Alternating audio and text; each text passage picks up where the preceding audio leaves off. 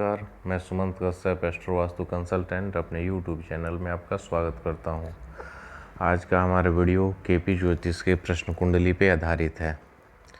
मैंने ये वीडियो बनाया है कि क्या ममता बनर्जी सीएम बनेंगी, यानी 2021 में जो इलेक्शन है पश्चिम बंगाल में विधानसभा का, उसमें वो फिर से दोबारा जीत कर, ममता बनर्जी जी से मतलब उनकी पार्टी है, उनकी बनाई हुई पार्टी है, तो एक तरह से आप ऐसे भी समझ सकते हैं कि क्या टीएमसी को उतनी बहुमत मिलेगा।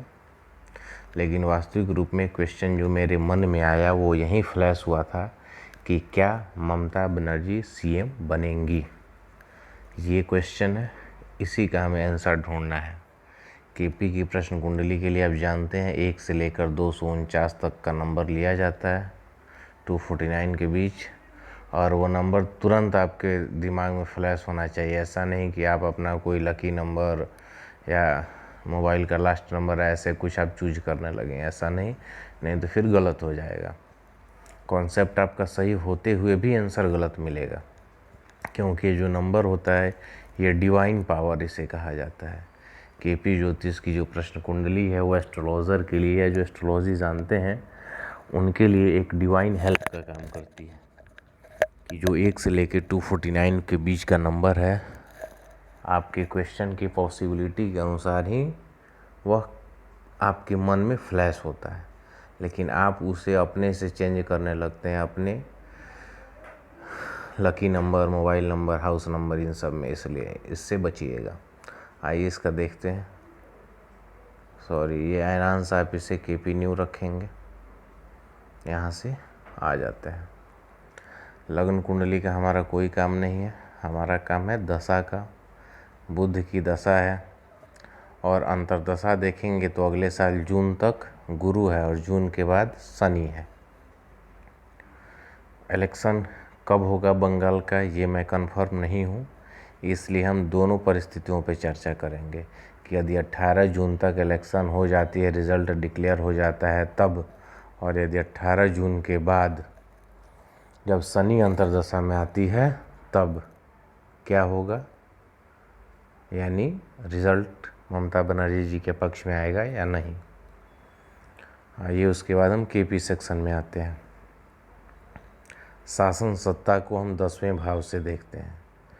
10th हाउस का सब लॉर्ड शुक्र है। शुक्र बताता है कि आप शासन में रहेंगे, करेंगे या नहीं करेंगे। शुक्र में जब आप आएंगे तो शुक्र प्लेनेट लेवल पर 6, 7, 8, 11 बता रहा है। अच्छा कॉम्बिनेशन है। 8 जो है थोड़ा सा टेंशन को देगा, लेकिन अनएक्सपेक्टेड रिजल्ट को भी बताएगा 11 के आ जाने से। लेकिन जो इसका नक्षत्र है वो सपोर्टिव नहीं है, उपनक्षत्र ये भी सपोर्टिव नहीं है। किसी भी प्लेनेट का, किसी भी हाउस का जो सब लॉर्ड होता है उसके साथ साथ उसका स्टार लॉर्ड भी इम्पोर्टेंट होता है। तो 10th हाउस का सब लॉर्ड शुक्र है, इसका स्टार लॉर्ड शनि है। शनि के फैमिली में भी आके जब देखेंगे तो एक भी सपोर्टिव नंबर नहीं है। शासन सत्ता से उतरने का, यानी कोई व्यक्ति जब इलेक्ट होता है, चुना जाता है जनता के द्वारा, विधायक या मंत्री बनता है या मुख्यमंत्री बनता है, वह अभी पोस्ट पे है और हमें यह जानना है कि क्या वह फिर से अगली बार पोस्ट पे रहेगा। तो उसके लिए 6, 10 और 11 ये पॉजिटिव नंबर होते हैं। 4, 5, 9 ये नेगेटिव नंबर माने जाते हैं, यानी ये उसके लिए सपोर्टिव नहीं है। ऐसे क्यों इन नंबर्स को लिया जाता है, फिर कभी इस पर एक वीडियो बनाऊंगा। अभी आप तत्काल में यही ध्यान रखें। तो जो 10th का सब लॉर्ड शुक्र है उसका स्टार लॉर्ड शनि की फैमिली में देखिए 4, 5, 9 में 4 और 9 दोनों नेगेटिव है।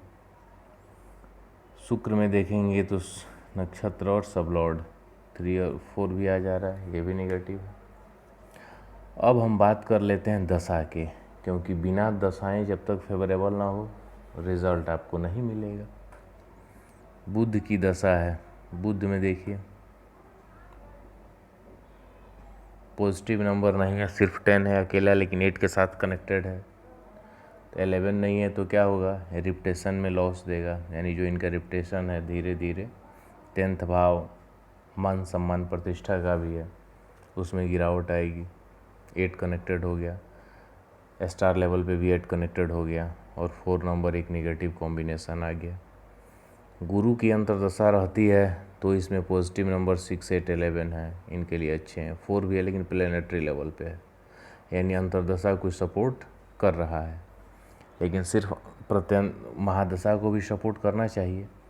और गुरु यदि अंतर्दशा है तो उस टाइम का हम प्रत्यंतर भी देख लेते हैं कि जून में लास्ट में प्रत्यंतर किसका रहेगा।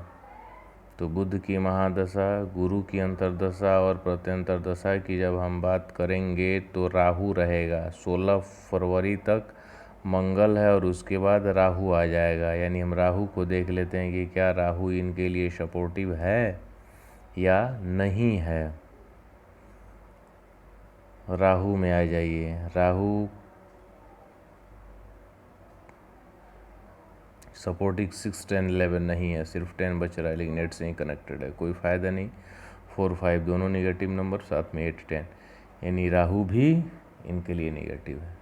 तो कुल मिलाकर संभावना काफ़ी कम है। ये आप ऐसे मान सकते हैं कि गुरु की अंतर्दशा में यदि इलेक्शन होती है तो इनका जो अपना एक्सपेक्टेशंस होगा उससे थोड़ा सा ज़्यादा इनको सीट मिल सकता है, लेकिन इतना भी सीट नहीं मिल पाएगा जिससे ये मुख्यमंत्री की कुर्सी बचा लें। अब जैसे ही गुरु की अंतर्दशा चेंज होकर शनि की अंतर्दशा आएगी तो बुध की अंतर्दशा फेवरेबल है ही नहीं और शनि भी फेवरेबल नहीं है, कम्प्लीटली नेगेटिव है। तो और शनि की अंतर्दशा में प्रत्यंतर भी शनि का रहेगा नवंबर तक। तो कुल मिलाकर यदि बुध की महादशा में, शनि की अंतर्दशा में और शनि की प्रत्यंतर दशा में इलेक्शन होता है तो इनका मुख्यमंत्री पद की कुर्सी बचा पाना संभव नहीं दिख रहा है। ये सभी विश्लेषण मैंने आपको जो केपी ज्योतिष के नियम है उस आधार पे हमने प्रश्न कुंडली के आधार पे बताया है। आगे ईश्वर इच्छा, अभी इलेक्शन में काफ़ी समय है, तो ऐसा भी नहीं है कि कुछ रुझान या बाकी चीज़ें देख के आप कुछ कर सकते हैं। जब तक आचार संहिता नहीं लगता है तब तक कुछ भी हो सकता है, क्योंकि गवर्नमेंट विभिन्न प्रकार की लुभावनी स्कीम और कई सारी चीज़ें देती हैं जिसके चलते लोगों का माइंडसेट भी बदलता है और कई कारण होते हैं। लेकिन इतने समय पहले निकाल कर देखने पर एक एस्थेटिक रिज़ल्ट मिलने की संभावना रहती है। और सबसे बड़ी बात मेरा यह मोटिव था कि प्रश्न कुंडली की चर्चा हो, कि आप कुछ सीख सकें, समझ सकें और इस थ्योरी को अप्लाई करें। बाकी समय बताएगा ये प्रेडिक्शन सही होता है या गलत होता है, दोनों ही स्वीकार करने के लिए हमें तैयार रहना है। आइए बने रहिए। ज्योतिष संभावनाओं का विज्ञान है तो विज्ञान में हमेशा कुछ न कुछ सुधार होता है। तो इसलिए सतत रूप से ज्योतिष के यदि आप जिज्ञासु हैं तो कुछ न कुछ सीखते रहिए, पढ़ते रहिए और नए तरीके से सोचते रहिए। 22 सितंबर से हमारा एक प्रेडिक्टिव एस्ट्रोलॉजी का वर्कशॉप शुरू हो रहा है, जिसमें आपको कुंडली विश्लेषण के साथ साथ, जिसमें जन्म कुंडली के साथ साथ प्रश्न कुंडली का भी विश्लेषण करना बताया जाएगा। और साथ ही जन्म कुंडली का जो सबसे इम्पोर्टेंट टॉपिक है रेमेडी प्रेडिक्शन के साथ साथ रेमेडी बहुत ही कम लोग सिखाते हैं। ज़्यादातर लोगों को कुंडली प्रेडिक्शन आता है लेकिन सही रेमेडी प्रिस्क्राइब नहीं कर पाते हैं। तो ये रेमेडी सेक्शन भी मैं सिखाऊंगा, जिससे आप ग्रह दोषों का उपाय अपने क्लाइंट को बता सकें या स्वयं भी आप उससे लाभान्वित हो सकें। 16 सितंबर तक फ़ी पे करने पर आपका अपना या आप जिसका चाहें अपने परिवार में उसकी कुंडली का निःशुल्क विश्लेषण करवा सकते हैं। कुंडली विश्लेषण का चार्ज मेरा 2200 रुपये होता है, जो 16 तारीख तक यदि आप कोर्स का फ़ी जमा करते हैं तो यह 2200 की सर्विस आपको निःशुल्क मिलेगी। कोर्स का सिलेबस और फ़ी स्ट्रक्चर इस वीडियो के डिस्क्रिप्शन बॉक्स में मैं डाल दूंगा, उसमें मेरा व्हाट्सएप नंबर भी है, आप मुझसे कांटेक्ट कर सकते हैं। एडवांस एस्ट्रो वास्तु रेमेडीज़ की क्लासेस भी आप ले सकते हैं। वो 1-to-1 होता है, जूम ऐप पे होगा। और दोनों ही कोर्सेज में, चाहे आप प्रेडिक्टिव एस्ट्रोलॉजी करें या जो मुझसे कोर्स आप करेंगे, उसके क्लास का वीडियो रिकॉर्डिंग आपको दिया जाएगा, जिसे आप जब चाहें और जितनी बार चाहें देख सकते हैं, बना सकते हैं। आप में से बहुत से लोगों को पता होगा जूम पे जो क्लासेस चलती हैं, जहाँ तक मेरी जानकारी है शायद ही कोई वीडियो लिंक देता है, क्लास का रिकॉर्डिंग देता है। लोग रिकॉर्डिंग नहीं देते हैं, लेकिन मैं देता हूँ। रीज़न ये है कि आपने मुझे फ़ी पे किया है, तो ये आवश्यक नहीं है कि तुरंत उस टाइम जिस समय क्लास चल रही हो पूरी चीज़ें आप ऑब्ज़र्व कर ही पाएँ। बाद में फिर आप वीडियो देखें, 2 बार देखें, 3 बार देखें, 4 बार देखें, अपने अनुसार, अपने समझ के अनुसार नोट्स बनाएं। वैसे नोट्स मैं देता हूँ, लेकिन जब आप समझ के अपनी भाषा में नोट्स बनाते हैं तो वो आपके लिए ज़्यादा मददगार होता है। मेरे दिए हुए नोट्स को आपको याद करना पड़ेगा, लेकिन जो आप नोट्स वीडियो देख के खुद बनाएंगे वो अपने के दिमाग में फिट हो जाता है। चलिए बने रहिए, फिर कुछ और वीडियोज़ के साथ मिलेंगे। धन्यवाद।